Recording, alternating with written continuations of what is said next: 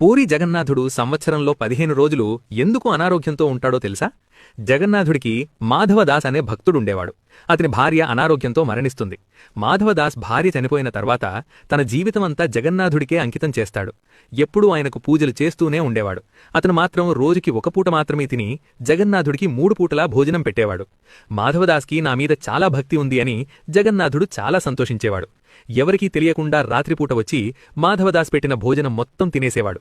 కాని ఒకరోజు మాధవదాస్ నిద్రలేచి చూసేసరికి ఎదురుగా జగన్నాథుడు కూర్చుని తను పెట్టిన ప్రసాదాన్ని తింటూ ఉన్నాడు. అలా జగన్నాథుడు మాధవదాస్కి రోజూ తన దర్శనాన్ని ఇచ్చేవాడు.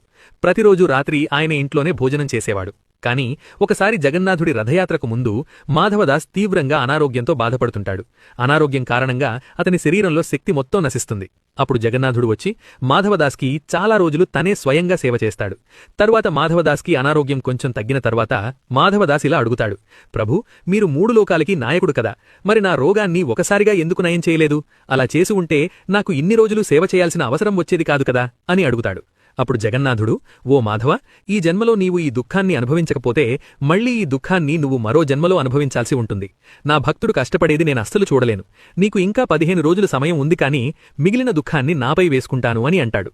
అందువల్ల జగన్నాథుడు ఇప్పటికీ కూడా ప్రతి సంవత్సరం రథయాత్రకు ముందు 15 రోజులు అనారోగ్యానికి గురవుతాడు. ఆ సమయంలో ఎంత ప్రసాదం పెట్టినా జగన్నాథుడు అస్సలు స్వీకరించడు.